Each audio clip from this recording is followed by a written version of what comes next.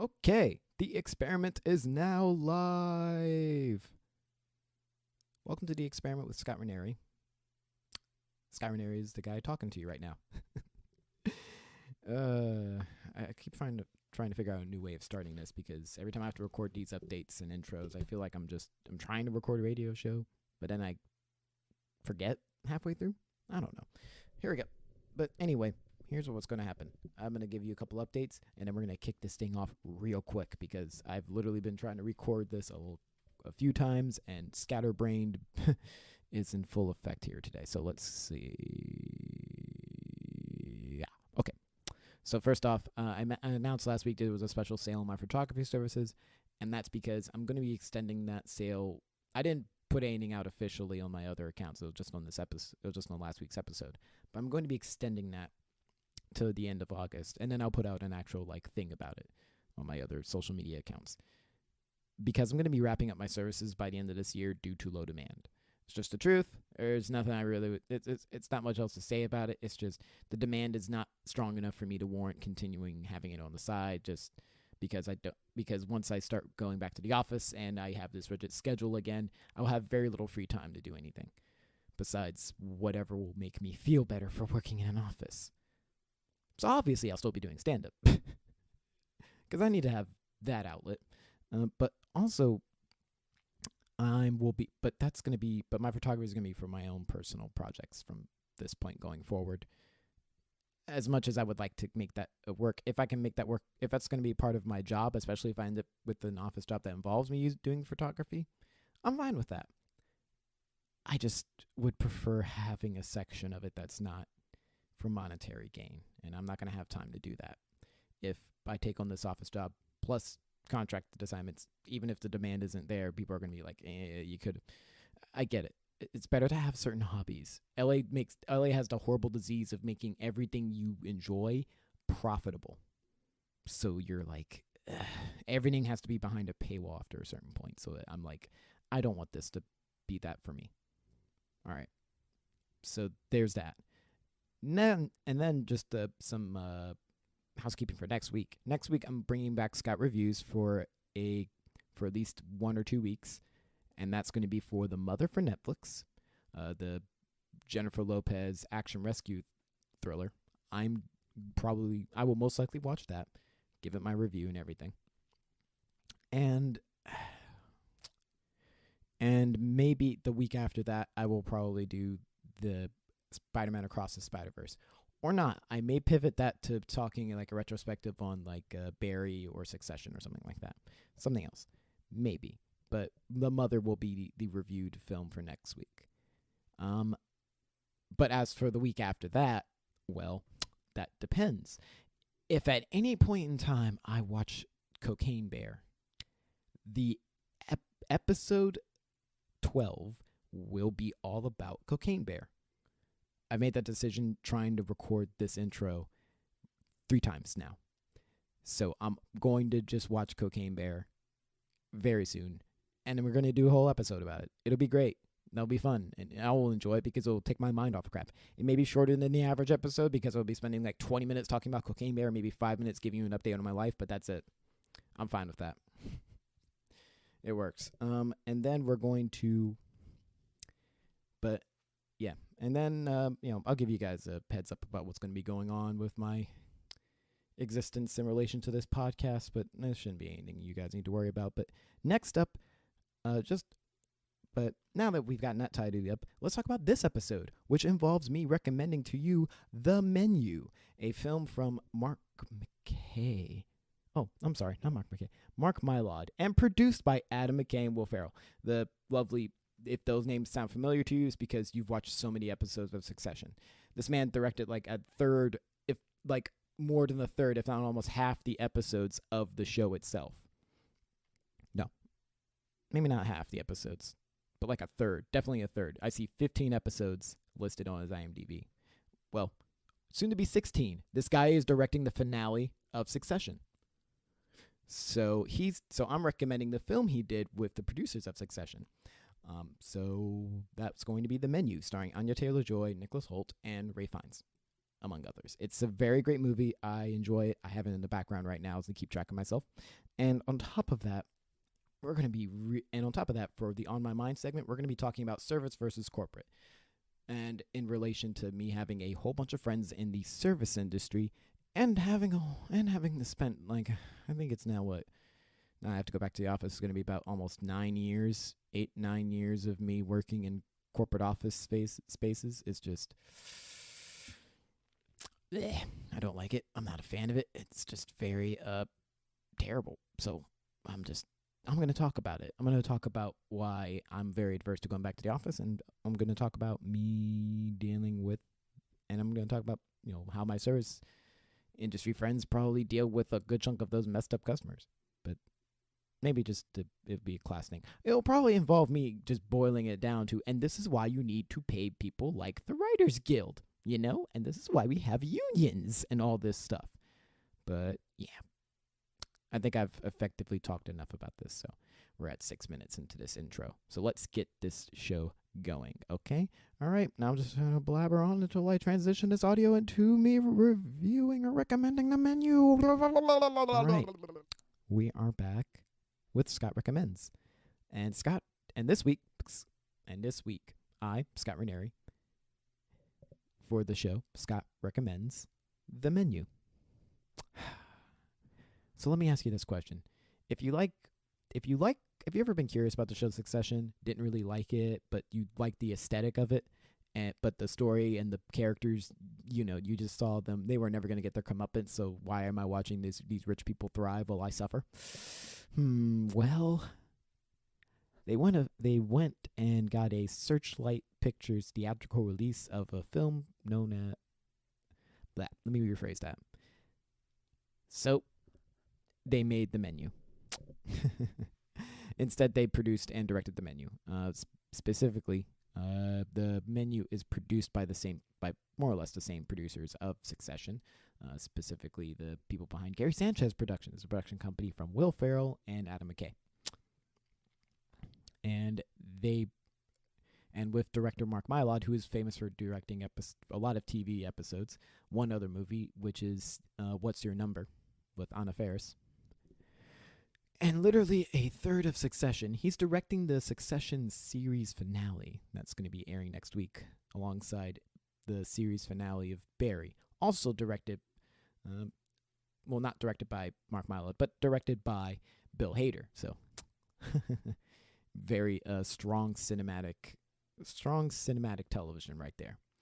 So going back to the menu, this film, according to IMDb, stars Ray Fiennes, Anya Taylor-Joy, and Nicholas Hoult.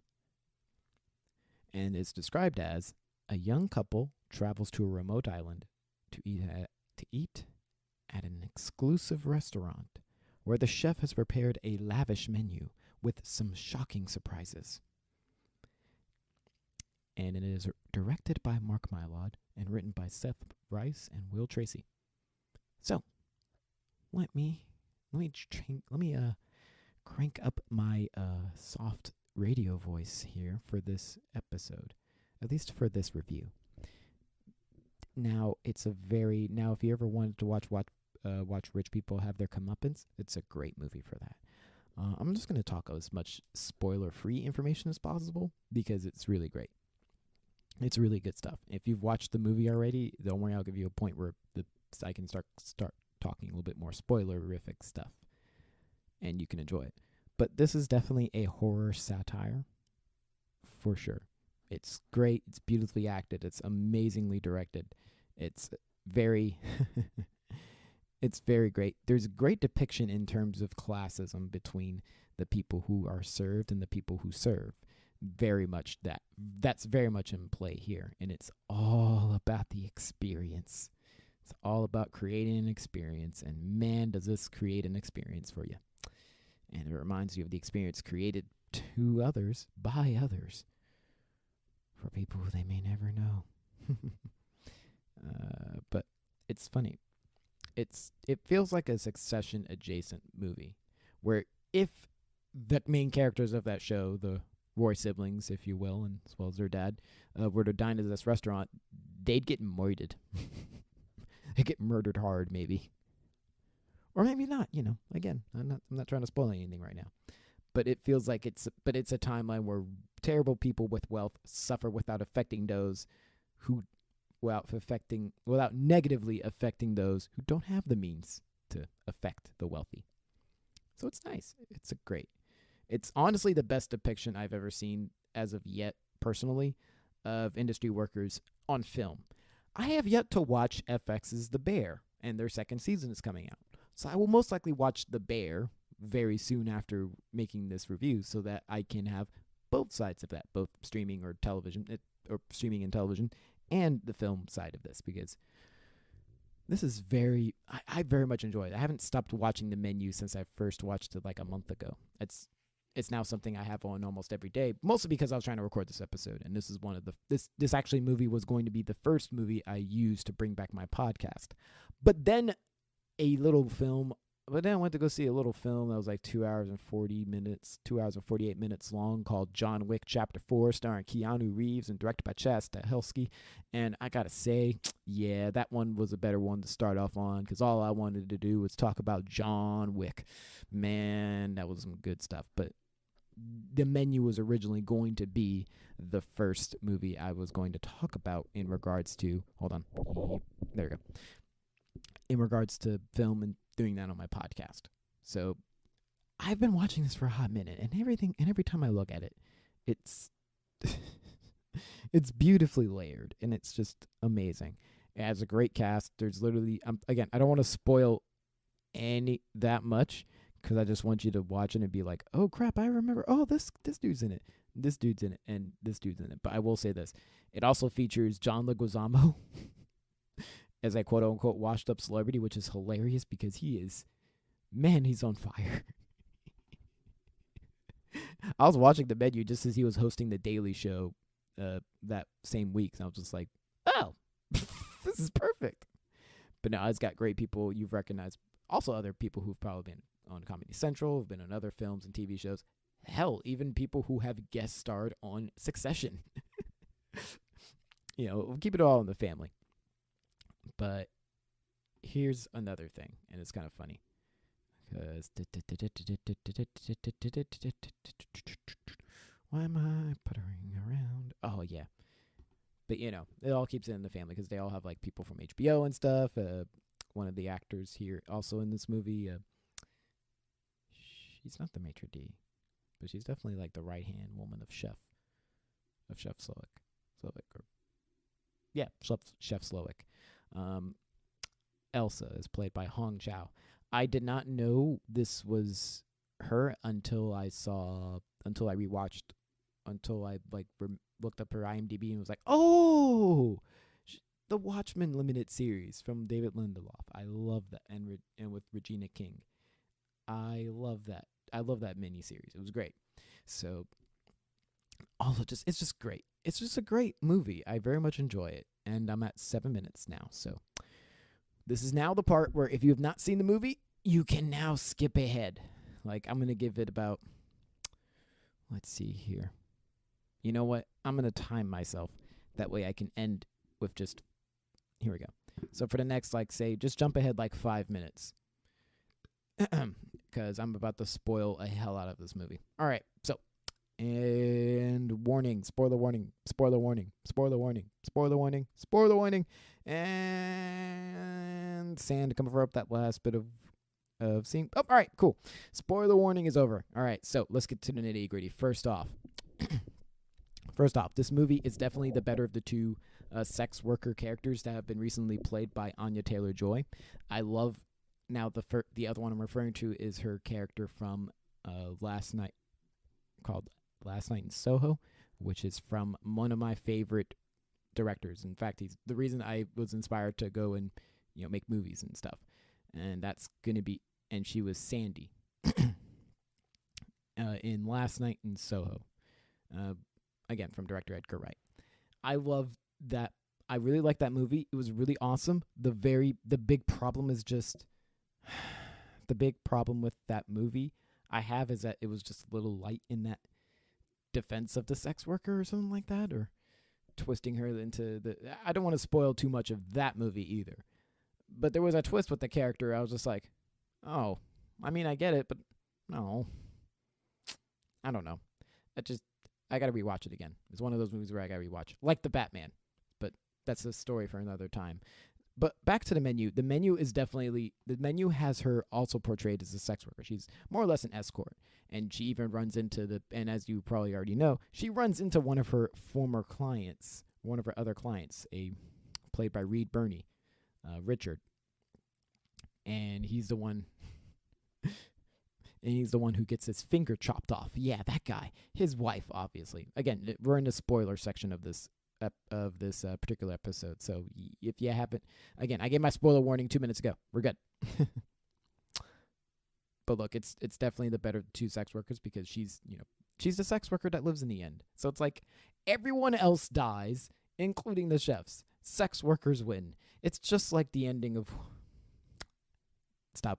Don't spoil another show on when you've already in the spoiler. Like we're not going to go there. But it's the same platform I'm watching the menu on. You could probably guess which show I'm going to refer to. But it's nice to see that W come in for people who are sex workers. For sex workers themselves. It's nice. It's great. It shows a society that's a little bit more willing to accept people. Especially when the internet shows that we do not want to accept jack shit. But again, a conversation I'll save for my other segment. But here's the nitty gritty. Best depiction of service industry workers, and this is me even before watching The Bear and watching clips of The Bear and feeling like, you know what, this makes sense. But also it's again, stellar. Everything's on like full cylinders. Love it. Great, consistent tone throughout. Amazing film. It very much is. And frankly, it's a nice show. It's a nice depiction of the class of corporate versus service industry. Because, and just to touch on a little bit of what I'm going to be talking about in my On My Mind segment after I finish up here, it shows a great clear divide between the people who serve you an experience and the people who pay for that experience, because people who can afford such things like escorts and high class Michelin star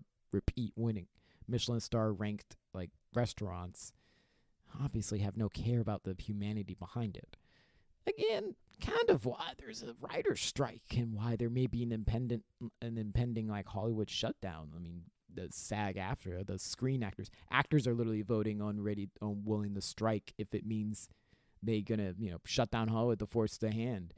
And if the directors go, that's basically the three top people who are quote unquote above the line that say, you're not paying us what we're worth. Bye. We'll come back when you're ready to fork up the money. And again, I'll get more into this when I get to my On My Mind segment. But this film touches on all of that. It is a very clear depiction of what happens when the ultra rich decide to treat people like crap for much of their lives, and what happens when you roast them alive with s'mores. You've turned to making them making the experience, not just making. You've gone from making the experience and serving the experience to making them the experience and forcing them to possibly, well, again, we're in the spoiler section. They're going to die. Everyone but Anya Taylor-Joy dies. But you know what? Oh, man. It's stuff. I love stuff like this that takes biting aim at everything that is wrong with this society. There's whole moments in Barry that just shit on male podcasters, and I love that, especially in the last few episodes of this final season. Beautiful, beautiful stuff. Here when I'm watching the menu, I'm loving the clear divide of the men versus women, of just the groups that have felt like they could, rule over us with an iron fist, all that type of shit. It's just wild. It's honestly, I think it's why I keep rewatching it, because it's very inspiring in that respect. But look, it's great. It's awesome. It's a beautiful palate cleanser once you're done torturing yourself watching episodes of Succession and Barry. So once HBO's done punishing you, you can switch to something from people who worked on HBO programming for a non-HBO thing. And you know what? It works. It's beautiful. Especially since I keep using HBO so much because as of once this episode comes out, 24 hours afterwards, or maybe even less, HBO Max will become Max, and then everything will be more horrible because all of that. But just if I could finish up my thoughts of anything about this movie reminds people to not forget where they come from, to not forget the people who work for them, and not forget that everyone who works everywhere is a human being who's just going through some shit. And man, do we need more of that nowadays, because and exposing such societal normal toxic, well, not toxic, societally normal behavior that's honestly not normal and very oppressive in general. But, that's America for you. we love to oppress. This country just lives to oppress people, so whatever. All right. I think I'm going to wrap it up just here. You can find the menu currently on, I believe, HBO Max. Is it? Watch options. Yep. So you can watch it on HBO Max or rent and buy it on video on demand, such as Prime Video, Vudu, all that jazz. I mean, it's also a physical release. So you can go buy it at DVD and Blu-ray on Amazon if you want to. All right. Or Best Buy, whatever. But yeah, all right. We've cleared it. We've cleared the 15-minute mark. All right. We have now talked about the menu for 15 minutes. I recommend the menu. It's great. It's awesome. It's directed by Mark Mylod. He's doing the Succession finale. And probably after I record next week's episode, I will be emotionally wrecked. That's if I'm not already back at the office. God, I don't want to think about that. But all right. Go watch it. It's awesome. Go watch it. It's awesome. It's hilarious. Service workers for the W. And one last note about that, about the menu. I have to say, my favorite bit is calling out people. I have to make a special note for Nicholas Holt's character, because he is exactly the type of film bro, snobbish ass motherfucker who just decides to be like, shut up, and he's the guy who would say shut up and dribble. He's that motherfucker in this movie, and I hate him for it. And he's a great actor for that. Solid work. But his character needs to fucking die harder and sooner. But you know what? I love how they handled it, because deserve to see him die. He doesn't deserve an audience. Cold. All right, I'm just going to blab my way over to the next segment. Thanks for listening, and Scott recommends once again the menu. Thanks a lot. Bye-bye. All right. What's up? Once again, I'm Scott Ranieri. We're still listening to The Experiment, and this is On My Mind. And right now, we're just going to do a brief little On My Mind this week, because it's pretty late in the day. I got a lot of stuff going on personally, and currently I have HBO going in the background regarding pretty much the horniest corporate show I've ever known. That's pretty much a combination. It's like 2 HBO shows in one, but it's a co-production of the BBC, of BBC Two, I believe. Yeah, BBC Two, I remember that now. Because it's industry. I have industry in the background, which is perfect, because what I'm going to be talking about is service versus corporate. And I've been watching a lot of class-based television as of late, between Succession and this show, and which this show is basically like a hybrid of Succession, but with all the youth of and horniness of all the with all the horniness and craziness of Euphoria, drug use and all that. So it's just like it's a breath of chaotic fresh air. But I'm getting off subject. I'm doing a little follow-up because I talked a while ago in episode 7, Going Corporate, about the idea of being about the writer's strike. A lot of it was mostly about the writer's strike, because they had just authorized it and it was just starting up. We are now about, I want to say, it was 18 days. We're 18 days into this, technically, I think. But 3 weeks. It's been 3 weeks and the writers are still on strike. And on top of that, I'm having to, as I mentioned in last week's episode, I have a very huge life change since I suddenly now have to find a new place to live. I should be fine.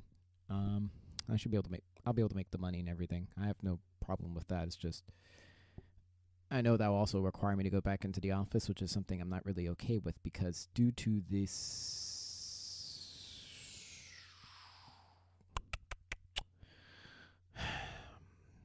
state of leasing and subletting and all that stuff in Los Angeles, real estate and good real estate and affordable real estate rental wise is extremely hard to come by, especially when you don't have like a regular, working job and a proof of income on a super regular basis.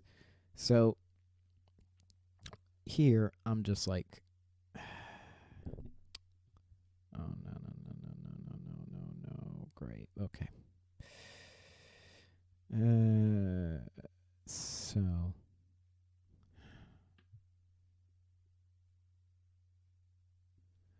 let's see. What was I gonna do? Oh yeah. What was I thinking? Oh yeah. I guess I don't know.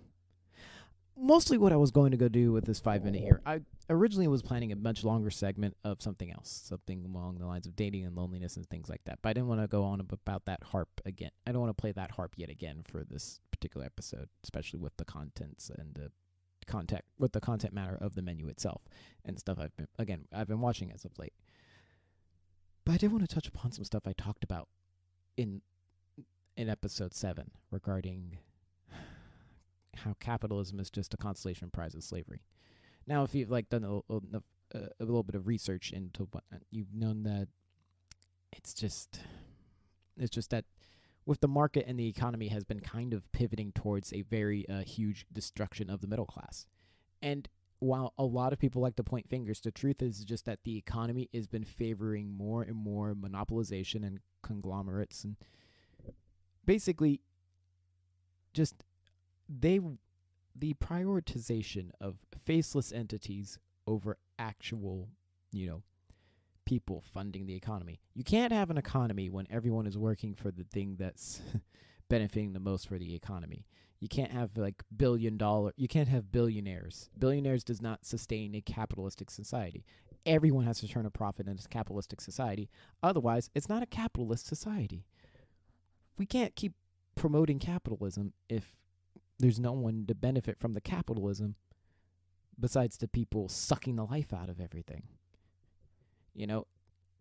Billionaires are very much, in my mind, they are akin to leeches or tapeworms. You don't know how badly they're damaging your body until you take them out. And then you realize how badly they are damaging your body. And holy shit, you got a long road of recovery ahead, but you are at least going to get better. Just don't get any more leeches or tapeworms, you're fine. And I feel like that's the solution we need to have with these billionaires. We need to eradicate the idea of the billionaires. I feel like we need to. It's a much nicer thing to do in my mind because it allows us to breathe as a society. Because unless these billionaires are putting money back into our society, it doesn't make sense.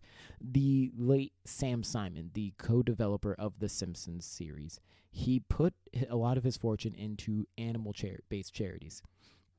He puts it in animal-based charities, and he makes sure that he adds more and more and more and more and more and more and more and more money, more and more money.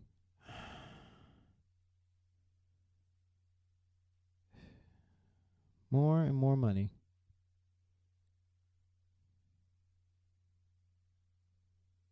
More and more money. What I'm saying is, you can hoard your money like the dragon and then not share anything. But the guy who co-developed The Simpsons, a man who had all the reason in the world to hoard his money till the very end, was passing away of cancer, was dying of cancer, and decided to donate his money to animal-based charities. And frankly, we don't see billionaires doing enough of that. They all act like, how do I phrase this? None of our billionaires are doing stuff like Bruce Wayne, are being Bruce Wayne. All of the billionaires want to be Lex Luthor. None of them want to be Batman. That's the problem. That's always been the problem. Being Lex Luthor is just way more enticing. Jeff Bezos is a prime example of this. But I guess this is my point. I wanted to pull up this follow-up so that my whole episode wouldn't be about film, but I feel like in the future, this show should just pivot to making films or TV review because, frankly, or analysis at least, because frankly, feel like the more I try to rant about other things, the harder it is to try and justify ranting about it, because it seems everyone's very comfortable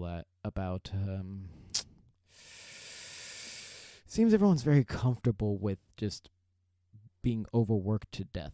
And that's a problem that and this is funny because this is one of the few things I know about other places in the world. In Japan, they had a huge problem of overworking people, and they've taken steps to try and reduce that as a nation. And that's great, because somehow whatever they're doing allows people to live up to like 108 years old. I'd love to live in a society that allows me to live that long and happily. You don't see any sad old people, and you don't see that many depressed elderly people in Japan. They seem pretty okay with existing, and like, okay, I guess I'll just keep going until the wheels fall off, but this is not a bad ride. Whereas here, everyone is craving death. Every elderly person here is just like, this healthcare sucks, everything is terrible, and all of you are killing me with COVID. We need to just turn it off. Turn it all off. You know what? I don't blame them. My point of this is this 8-minute thing is all about me saying, pay the writers, stop being cheap, because it serves no one, especially not yourself. And 3, how do I even phrase this? Maybe if you treat service workers better, you might end up with a better lifestyle, or even better, free stuff. You know how many free things I got just because I knew a bunch of people who worked as bartenders of service? You know how easy it is to be a nice person? Being a nice person means you get free alcohol. You get free vices. What is wrong with people being like, I don't want to be cheap. I'd rather not be cheap. Being cheap is what keeps me from getting free stuff. Not being cheap is what gets me more free stuff. Because they're like, you've already spent so much. Here's a complimentary thing. Bet, motherfucker. Let's go. All right. This has gone on a lot longer than I wanted to, but that's pretty much my summarization,